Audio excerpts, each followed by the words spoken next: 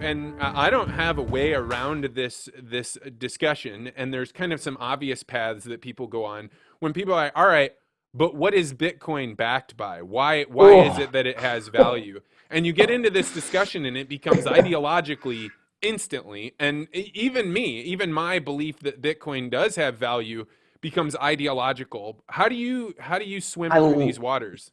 I'm so happy you asked this question because this is the most important question. And it's also like when I talk to my father, he was born in 1949, pretty atypical boomer. Um, that's like his first thing, well, it's not backed, as if like that makes any sense, backed. What is it backed by? Like, well, but so most of them think, or a lot of people are accustomed to the idea that the US dollar is backed by gold, that we have, Fort Knox has all this gold in it. Um, and that's actually false. Like, most people, I feel like most people know that now. But so the question is, what is it backed by? Is actually a very interesting question, and how I would answer it would be to use history, um, because the oldest anthropological evidence that we have of civilization, like basically ancient Sumeria, they had money, right?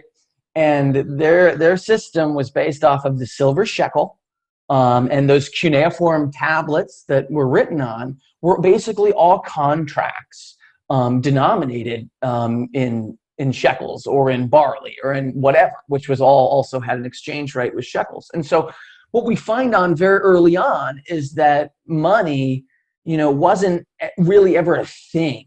Is that even though it was the silver shekel, that was just the accounting unit that the temple bureaucrats used to keep track of all their resources. People weren't paying one another in silver shekels.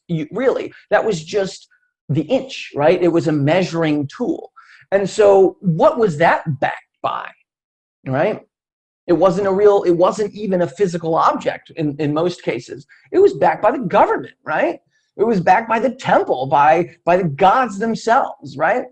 And Basically saying that if you had a shekel, then you could exchange it in for this amount of barley or wheat or whatever, but that in effect it is only worth whatever somebody will give you something in exchange for it. Is that what you're saying? well, I mean, that's always true that something's only worth what someone will give you in exchange for. But the question is, what is it backed by?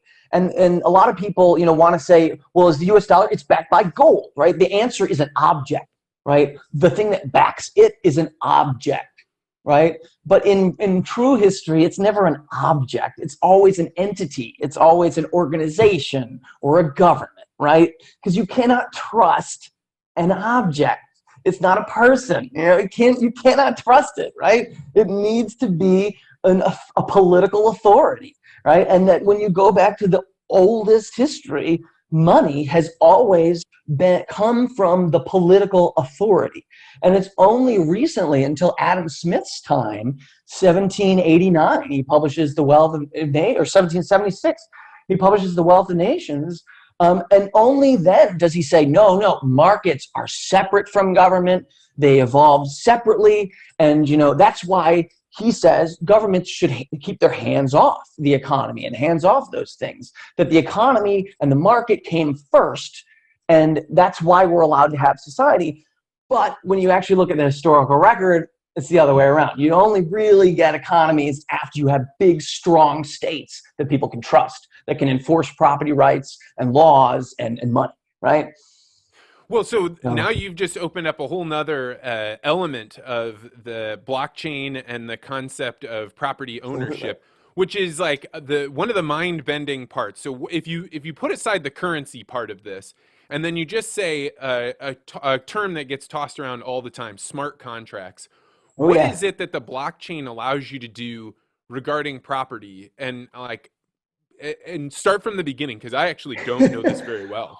Well, I mean, I think the property on the blockchain is just all based off of the hashing algorithms, because it's all based off of public-private encryption, which basically the idea is that there's something called a hash algorithm. And in Bitcoin's case, it's called SHA-256.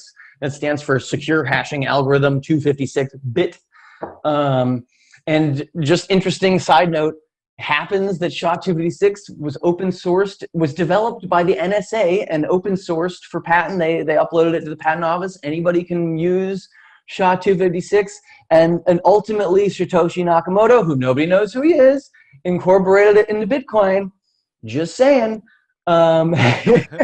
But so the hashing algorithm is something that scrambles an input. You take an input, you put it through this algorithm, it scrambles it up and comes out the other side so unrecognizable that you can't put it back. I cannot shove it back through and get out what I put in, right?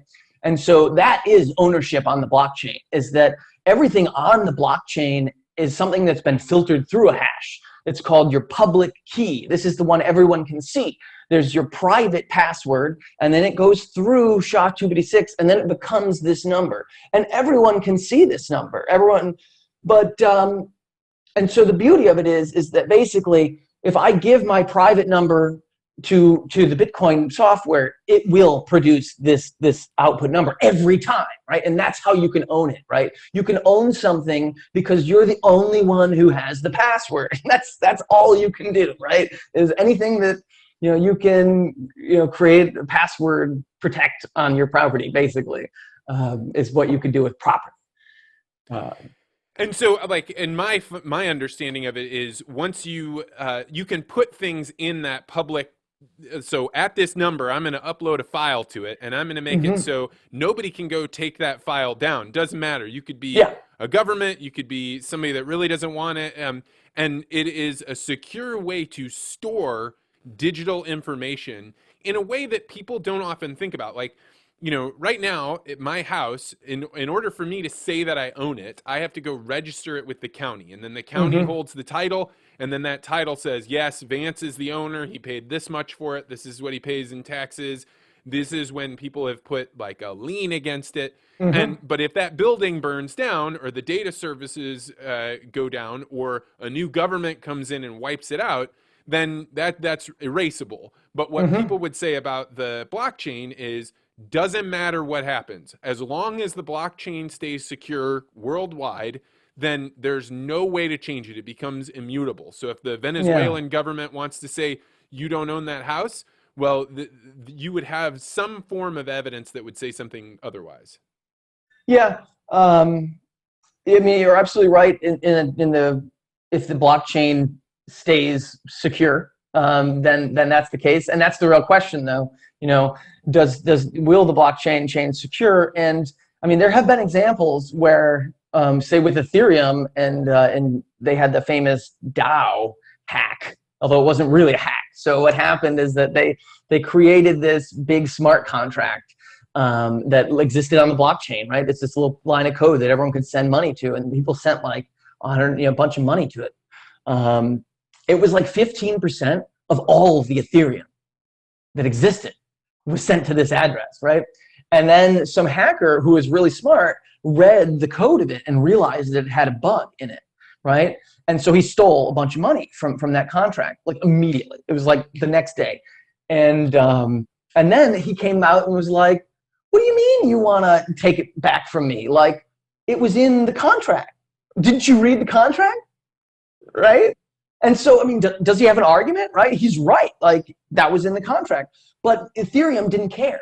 All of the miners got together and they hard forked the blockchain. They literally rewound the tape. If the tape has all the transactions, they just literally rewound it until before everyone sent all their money to that code, right?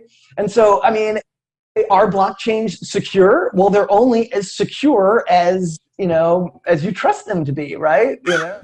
Thanks for checking out this podcast short. If you're interested in conversations like this, you might want to join the Articulate Ventures Network. There, we're a patchwork of thinkers looking to explore different ideas, having our ideas respectfully challenged, and figuring out different ways of looking at the world. To find out more, go to network.articulate.ventures.